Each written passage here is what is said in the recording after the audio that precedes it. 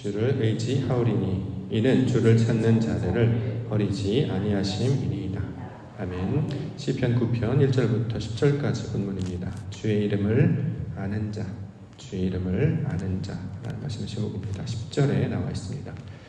10절 말씀 보시면 여호와여 주의 이름을 아는 자는 주를 의지하오리니 이는 주를 찾는 자들을 버리지 아니하심이니이다. 자, 이렇게 증거하고 있습니다. 주의 이름을 안다. 자, 여기서 말하는 주의 이름을 안다라는 거 하는 것은 단순히 뭐 야훼냐 여호와냐 엘로힘이냐 이런 호칭을 안다는 것뿐만 아니라 그가 가지고 있는 그 정체성, 속성, 능력을 안다는 말로 지금 우리 가운데 가르쳐주고 있는 것이죠. 예를 들어서 나 홍길동이야, 나 마동석이야 이러면 이름에 문제가 있는 것이 아니라 홍길동이면 어떤 능력을 가지고 어떤 일을 하는 사람, 예를 들어서 우리 마동석이라는 영화배우 나오는 영화 보면 나 마동석이야 그러면 그가 정의의 사도로서 여러 가지 일들을 해결하는 그런 자로 이제 이해하지 않겠습니까? 그러므로 주의 이름을 안다라고 하는 것은 어떤 사람의 어떤 호칭이나 명칭만 아는 것이 아니라 그가 가지고 있는 속성, 그가 가진 능력을 통해 그가 하실 일, 그분이 나타낸 일을 알게 되는 것을 가리키고 있는 말입니다. 자, 그래서 오늘 본문에 주의 이름을 안다 이렇게 이야기하고 있고 그 이름을 알게 되면 주를 의지하게 되는 것이다. 자, 이렇게 설명하고 있습니다. 우리 하나님은 어떤 분이십니까? 만군의 주인이시며 창조의 주인이시고 모든 백성들을 사랑하시고 구원하시는 분이십니다.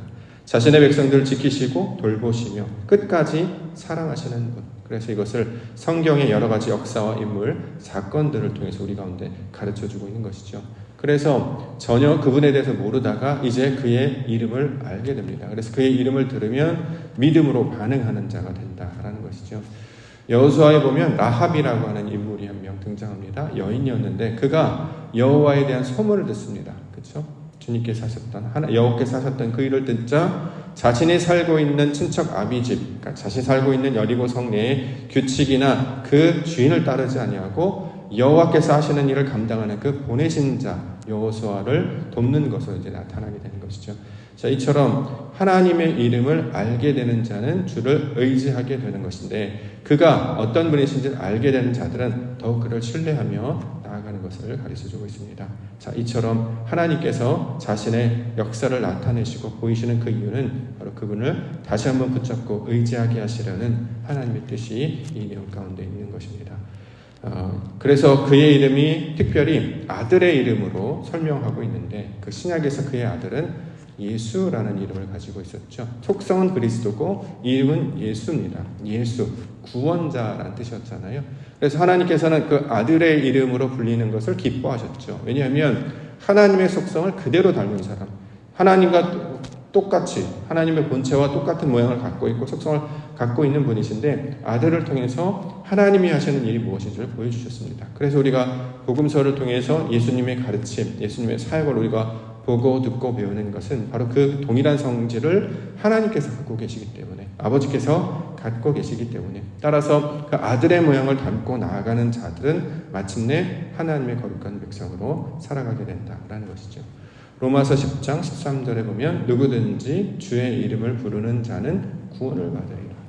주여 주여 예수여 예수 이렇게 호칭으로만 부른다는 뜻이 아니라 그가 어떤 분인지를 아는 것을 가리키는 말이에요. 그의 이름을 부르는 이유가 무엇입니까? 우리가 어떤 인물이라든가 어떤 지지하는 사람이 있을 때 이름을 막 부르잖아요. 예를 들어서 선수들 예를 들어서 오늘 축구가 있다고 하는데 축구가 있으면 손흥민 이렇게 한단 말이죠. 왜 그러냐면 그가 뭔가 해줄 것 같은 기대를 하지 않겠습니까?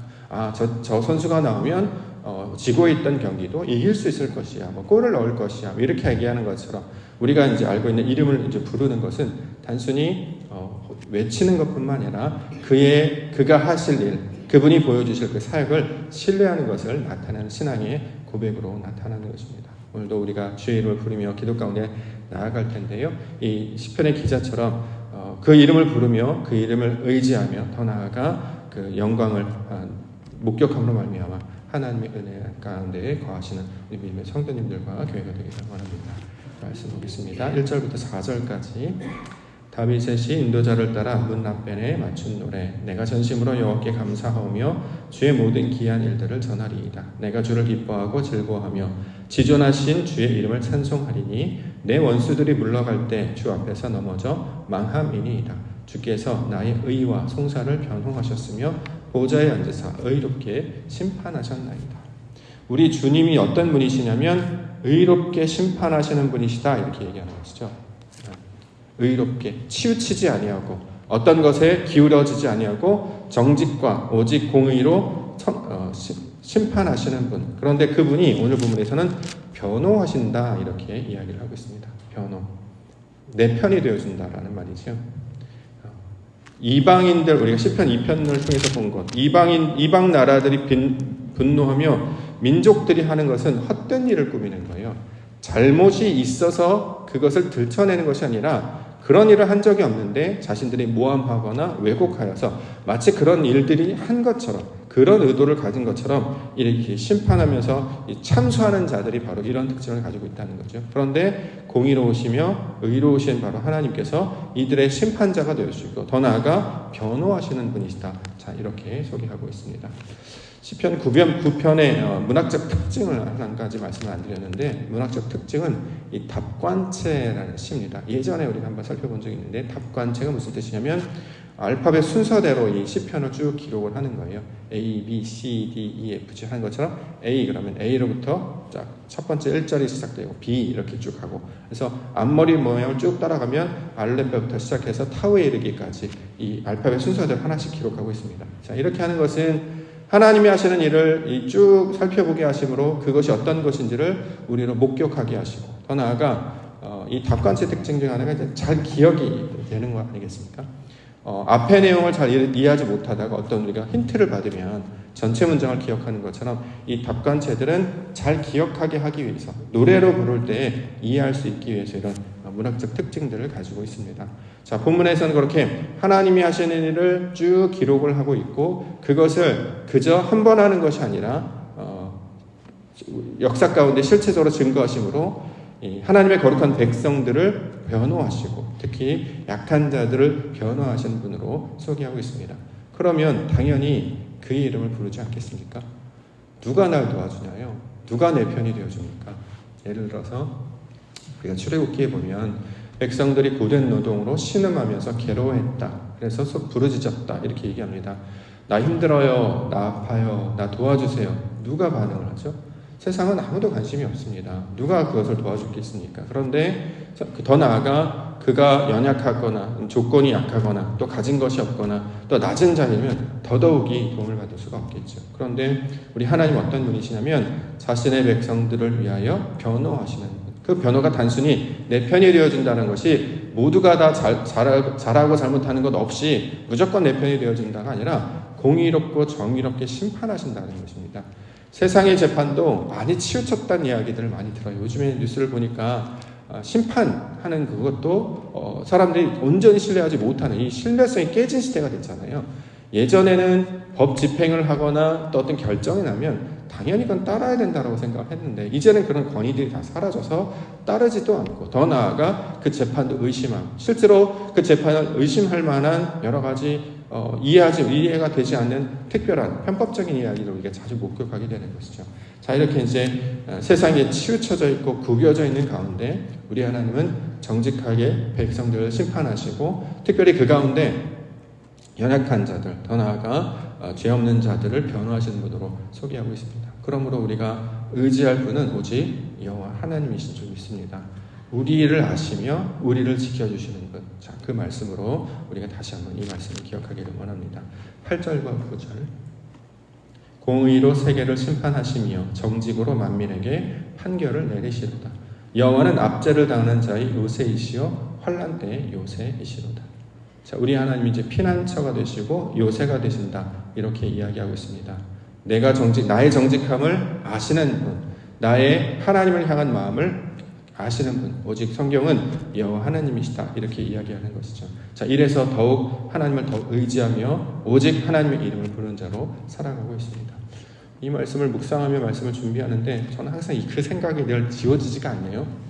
무슨 뜻이냐면 예전에 우리 교회에서 마당에서 이제 꽃을 가지러 꽃이 심겨져 있었는데 그 꽃을 허락 없이 퍼가시려고 하는 분이 있었어요. 제가 근데 그것을 이제 말렸죠. 교회에 꽃이 심어져 있는데 갑자기 마당으로 들어오시더니 그 꽃을 이제 가지고 가시려고 이렇게 주변에 도구들을 찾으시고 그걸 이제 떠가시려고 그러셨어요. 제가 마침 그것은 이제 목격을 했기 때문에 못 봤어도 상관이 없습니다. 제가 봤으니까 그거를 왜 펴가시려고 하느냐, 허락을 맡으셔야 된다, 이런 의도로 이렇게 얘기했는데 결국 그분은 죄송하다고 이렇게 떠나셨단 말이죠. 그런데 나중에 판결 어떻게 진행이 됐냐면 꽃을 떠가는 것보다 그것을 제지했던 저가 잘못했다라고 하시는 분들이 있었어요. 그때 굉장히 저도 혼란스럽기도 하고 그러면 교회 안에 들어와서 무언가를 가지러 가시는 분들한테 이런 것들을 내어드려야 되는가? 사실 내어도 상관은 없다고 생각합니다. 근데 중요한 건 허락을 받지를 않았잖아요. 누군가 거기다 이제 재정을 들여서 또 정성을 들여서 심어놓은 이유가 있기 때문에 이것들을 누가 갖도록 그거 심었던 사람한테 허락을 맡았기 때문에 가지고 가는 상관이 없습니다만 그런 것도 아니고 그냥 지나가다가 예쁘다고 그걸 이제 퍼가려고 했던 건 안 되는 거 아니겠습니까? 근데 그건 안 된다라고 이제 막았을 때 제 편이 아니라 그 떠나신 분의 편을 드는 것을 제가 경험을 하고 이런 상황이 벌어질 수도 있구나. 그 경험을 한번 해보게 됐습니다. 여태까지 살았을 때는 이렇게 하는 것이 맞으면 이렇게 되어지고 저렇게 하는 것이 맞으면 저렇게 될 수도 있다라고 생각했는데 교회는 또 다른 상황의 사건들이 생길 수도 있구나, 이런 과정이 있게 된다라는 것이죠. 또 하나는 교회에서 예를 들어서 어떤 돈을 모아서 무언가 좋은 일을 하려고 할 때 그러면 이제 제 생각에는 의도가 좋으니까 돈을 모아서 좋은 일을 하면 당연히 모두가 다 동의를 할 거라고 생각했는데 그렇지 않은 경우가 있다는 걸 알게 됐어요. 예를 들어서 거기에 이제 참여하지 못하시는 분들이라든가 또는 그것 말고 돈 말고 다른 부분으로 도움을 주는 것이 더 낫지 않은가. 그러니까 다양한 생각과 다양한 방법의 차이들이 느끼면서 이것이 어떤 것이 옳은 것인지가 불분명해지는 그런 여러 가지 상황을 보면서 그때부터는 그 다음에 이제 그런 일을 겪게 되면 이제 주저하게 되거든요. 어떤 일을 하나님이 이렇게 하면 좋겠다라는 감동을 받아서 어떤 걸 진행할 때에 다른 쪽의 의견이 나올 수도 있다라는 상황을 보게 되면 굉장히 혼란스럽고 더 나아가 이제 어떻게 해야 될지 어려워지기도 하고 더 나아가 그것이 좋은 의도로 시작했는데 나중에 이제 비난의 목소리처럼 들려오면 이제 어떤 사역이라든가 어떤 일이 주저하게 되는 것이죠. 그런데 성경은 항상 공의로우시고 심판하시는 분은 하나님이시기 때문에 그를 의지하라라고 자꾸 이야기하고 있습니다. 우리의 동기가 하나님의 뜻에 따르고 그것이 있으면 사람에게 평가를 받거나 인정을 받거나 어떤 송사나 어떤 비난을 받는 것에 마음을 빼앗기지 아니하고 이것들을 인도하시는 분이 하나님이시기 때문에 그를 의지하면서 그의 이름을 부르며 나아갈 것을 소망하고 있는 것이죠. 다윗도 그의 의도 가운데 살아가면서 어떤 악의가 있거나 실수가 있었겠습니까? 그런데 그 많은 상황에서도 흔들리지 아니하는 믿음을 가질 수 있었던 것은 그 가운데서 사람이나 사건에 마음을 뺏기지 아니하고 항상 어느 때든지 주를 찾고 그에게 기도하며 그의 영광을 찾는 자로 서고 있기 때문입니다. 오늘 본문도 그러한 모습으로 우리 가운데 설명을 하고 있다고 생각을 하는데요. 주님께서는 의와 공의로 심판하실 것이고 모든 사람들이 나의 편이 아닐지라도 하나님께서는 나의 편이 되어주실 것이다. 자, 이렇게 이야기를 하고 있습니다. 나의 편이 되었다고 해서 내가 옳다라는 건 아니지만 중요한 것은 내 편이 되면 그 다음에 깨닫게 돼요. 그 다음에 그 과정을 통해서 시행착오를 통해서 이걸 회복해 나가야 되겠구나. 자, 이런 과정으로 우리를 인도해 주신다라는 것이죠. 우리가 교회 가운데 여러 가지 사역을 하거나 세상 가운데 감당할 때 뜻하지 않은 오해와 또 어떤 갈등 때문에 어려움을 당할 때가 있는데요. 자, 그 가운데 있을 때 우리가 마음을 빼앗기지 아니하고 이 문제의 모든 시종을 아시는 하나님께 내어 맡기며 간구하며 기도하는 자의 모습으로 살아가기를 소망합니다. 그와 같은 모습으로 나아갈 때 우리 하나님을 지키시고 그 믿음으로 역사하실 그때를 통해서 우리를 더욱 믿음 가운데 나아가게 하시며 성장시켜 주실 줄 믿습니다. 동일한 믿음으로 살아가시는 우리 믿음의 성도님들과 교회 되시기를 주님입니다.